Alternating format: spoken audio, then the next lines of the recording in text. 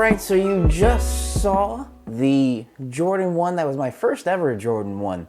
And it is not too bad. So overall, I've been saying that the upper of the shoe is actually really soft. The leather is very soft and it's very cushiony. And this was true to size, this particular one. However, my left foot seems to be a little bit wider than my right foot.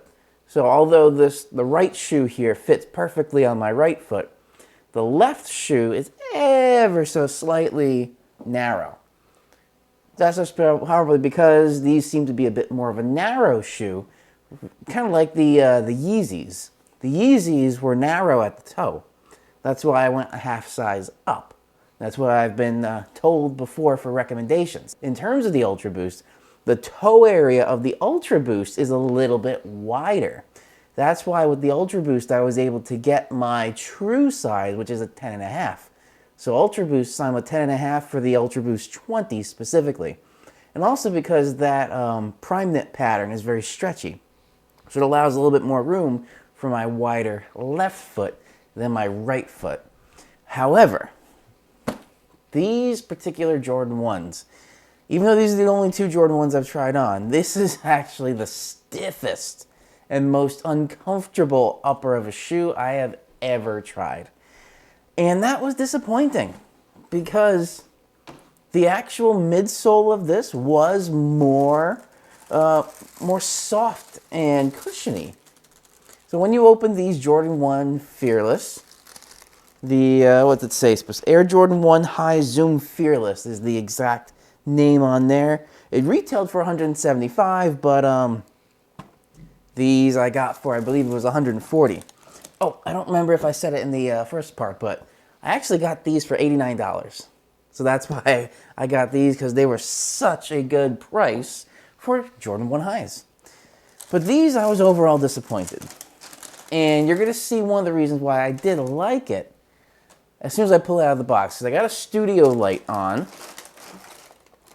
And this is black. To my eyes right now, this is black.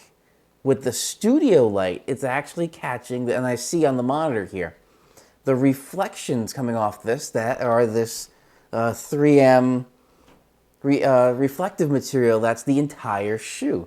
The tongue, all of the upper, except the sole. The sole wasn't. The sole, that's its own color, but this is black to my eyes. On camera, I am seeing that it is this kind of like purplish, fluorescent, reflective material. So, I did really like the way these looked. The only thing is, as soon as I went a half size up. I got this as an 11. And I will say right now, I will be returning these. The upper is so stiff. These are stiffer than some rain boots that I've had before. So this is kind of like a little rain boot. It has, look at that, it has almost no flex in it at all. This is just so stiff. And the back part here, this felt like it was cutting into my Achilles tendon. That's what this, if I get my, here, these also, this is much lighter too. But here, this is a lot more cushiony and a lot more forgiving. So here, it doesn't really cut into that Achilles tendon because it's so soft. And this whole upper of the shoe is just so soft, and there, look at that, there's more flex. Yeah, ooh, I just got a crease in there, but that's a normal crease that you get with these. But this has a little bit more give overall in the upper. Now, the one downside with Jordan 1s is they're not the most comfortable in terms of the midsole. The Yeezys are just more comfortable. In here has the Air Max unit, and that's about it. And then once you get near the toe, there's actually just like a 1/4 inch of cushion, and that is about it at the toe area. So the upper of the shoe is very comfortable. The sole is middle ground. Here's a different story. So with this, the upper is extremely uncomfortable, but the sole is actually pretty comfortable because this has some new material for Jordan 1s in the sole, which is Zoom. And you can kind of see at the bottom here, this colored area. That's the zoom unit, that's full length. And I'm gonna put up now a little bit of a closer look inside the shoe once I pulled the insole out of what this zoom unit is.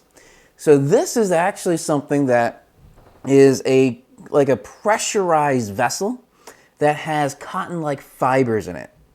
So it's very squishy and soft. These are designed to be a lifestyle shoe. And that's what is really nice with that sole material. They are a little bit more heavy, so you should not use these for anything performance. These are basketball shoes, but I would not say you should play basketball in these at all. But that zoom material, if you can take the zoom material from this shoe and put it with the upper, the nice soft leather and the cushiony upper of this shoe, that would be so much better for a Jordan 1. So Nike, if you are watching, that is what not just I'm saying, a lot of people are saying the same thing. The upper of this shoe, although it looks nice with this 3M reflection all over the top, it's so stiff, it's very uncomfortable. There's no cushion back here. The tongue is thin and has no cushion on there. But the zoom unit inside, that is so comfortable. That is something that I want Nike, if you're watching, to put that zoom inside of future Jordan 1s with the regular nice soft leather and very cushiony upper and kind of like near that heel area. So overall, this shoe, this particular Jordan 1, the Air Jordan 1 High Zoom Fearless, is the most uncomfortable shoe I have ever worn in my life. Which is sad to say because I kind of like the way it looks. And in terms of the Air Jordan 1 OG, not that bad. Yeah, it's not the softest on the midsole material. The Yeezys have it much better than that. But it's not bad. It's very soft upper. And even though you may not like this particular colorway, I do. I like the black, red, white, black, and red. It's a really comfortable upper and a nice looking shoe. The silhouette of the Air Jordan 1 has been around since 1985. So it's a staple in America and pretty much around the world too. So that's my take on the Air Jordan 1s. If you can combine the upper of a good quality upper of the Air Jordan 1 like this with the zoom unit that is inside of this Jordan 1 High Fearless, then I think you have a really good shoe on hand there. So overall, that pretty much wraps up my review of the Air Jordan 1s, at least from these two that I've tried. If you're interested, take a look on the apps just because everything's closed right now. I have tried both these out, and at least this one is not too bad. The Fearless I will definitely be returning immediately at the end of this video recording. So I hope you guys enjoyed. I didn't expect to be actually having another sneaker video on Air Jordan 1s, but Nike's where I started my sneaker career, and maybe we'll see if there's another Nike video coming up. When I was a kid, I had the Air Max 90. Yeah, the Air Max 90s. Those were my first sneaker shoes that I really liked. So we'll see.